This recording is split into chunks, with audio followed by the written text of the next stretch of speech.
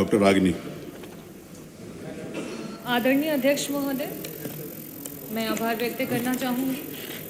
मैं लोक सेवा आयोग विभाग मंत्री जी से ये पूछना चाहूँगी कि आज उत्तर प्रदेश की भारतीय जनता पार्टी की सरकार में हमारे युवा खून के आंसू रो रहे हैं। आदरणीय मंत्री जी, आज का हमारा युवा ना शादी कर पा रहा है, न सो पा रहा है, न ठीक से रो पा रहा है। आदरणीय अध्यक्ष महोदय, युवाओं की पीड़ा सुनने पे इतना कष्ट क्यों होता है भारतीय जनता पार्टी को?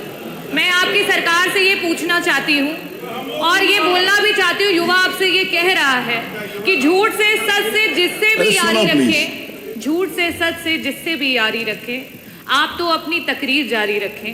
इन दिनों आप मालिक हैं बाजार के, जो भी चाहे वो कीमत हमारी रखें। आदरणीय अध्यक्ष महोदय, युवा की कीमत जो है ये सरकार कुछ इस तरीके से लगा रही है। मैं माननीय मंत्री जी आपसे ये पूछना चाहूंगी कि आए दिन विज्ञापन जो आ रहे हैं लोकसभा आयोग के, उसमें जो रिक्तियां हैं उनकी जानकारियां गलत आ रही हैं। एक बच्चा जो तैयारी करता है, एक अभ्यर्थी जो तैयारी करता है परीक्षा की, उसको जब गलत तरीके की जानकारियां, नंबर ऑफ सीट्स की जानकारियां गलत आएंगी तो वो उसका क्या मनोबल रहेगा, वो किस तरीके से परीक्षाओं में बैठ पाएगा? तो क्या सरकार, मेरा पहला प्रश्न ये है कि विभागों में कुल कितने पद रिक्त हैं और इन पदों को कब तक सरकार भरेगी? क्या इसका ब्यौरा आप पटल पे रखेंगे?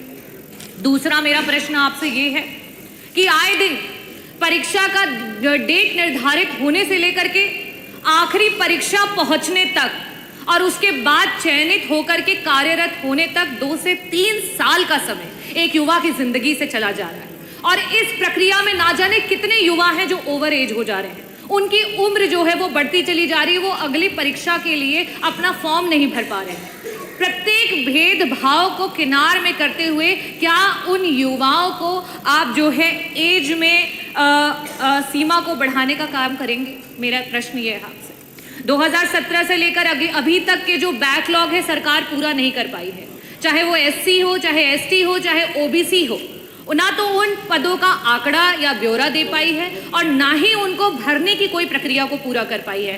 सरकार उन पदों की जो आंकड़े हैं उसको पटल पर रखेगी और कब तक उनको भरेगी, इसके बारे में पूछना चाहूंगी। जिस तरीके से आपका UPSC एग्जाम कराती है, पुरानी सरकार समाजवादी पार्टी में जिस तरीके से परीक्षाएं हो रही थी, उस समय आपका माइग्रेशन इन रिजर्वेशन लागू होता था। आज इस समय ये हो चुका है कि एक दलित समाज का, एक OBC समाज का, एक पिछड़े समाज का, एक आपका आदिवासी समाज का बच्चा जो आरक्षित वर्ग के बराबर के मार्क्स लेकर के आ रहा है, लेकिन उसको अनारक्षित वर्ग के मार्क्स को लेकर के आ रहा है, लेकिन उसको आरक्षित वर्ग में डाल दिया जा रहा है, जिसकी वजह से वो आगे की परीक्षाओं में नहीं बैठ पा रहा है। क्या पुरानी सरकारों की तरह आप उसको लागू करेंगे? और मेरा लास्ट का, क्योंकि पारदर्शिता बहुत जरूरी है, इस समय नॉर्मलाइजेशन और स्केलिंग जो है वो खत्म हो चुकी है, अंक बच्चों के दिखाई नहीं पड़ रहे हैं। क्या सरकार इसको पारदर्शिता से लागू करेगी? नहीं, आप अधिकार तो दूसरे सरकारों में था, क्या सरकार उसको लागू करेगी? क्या दलितों को और OBC को जो है जिस तरीके से पुरानी सरकार कर रही थी उसको मंत्री जी करेंगे? और क्यों नहीं भरा गया? मंत्री जी, हर विभाग पे अध्याचन, हम लोग तो कमिटियों में, समितियों में बैठते हैं, उधर के लोग भी बैठते हैं, इधर के लोग भी बैठते हैं, हर विभाग पे सिर्फ अध्याचन जा रहा है। कब भर्तियां होंगी? ये प्लीज बैठिए, हो गया, उन्होंने जो बात बताया वो इस तरह है। अगला प्रश्न श्री कमाल अख्तर, श्री कमाल अख्तर, प्लीज बैठिए ना, डॉक्टर आगे बैठिए, this is not the way, please बैठिए, बैठिए। नहीं विभागों का नहीं, आप ऐसे, मैं इस बात को अलाउ नहीं करता। श्री कमाल अख्तर बैठिए आप। नहीं, आप ये कोई जरूरी नहीं है कि आप क्योस करें, प्लीज। अरे बैठो ना, अरे बैठो, अरे आप लोग नहीं, मैं करूँ, अरे आपका काम नहीं है, मेरा काम है। अरे आपका काम नहीं है, बैठो, क्या नाम है, खेत की बैठो, मेरा काम है। अरे अब आप हाउस चलाओगे क्या? आपने हाउस चलाना क्या? आपने हाउस चलाना क्या?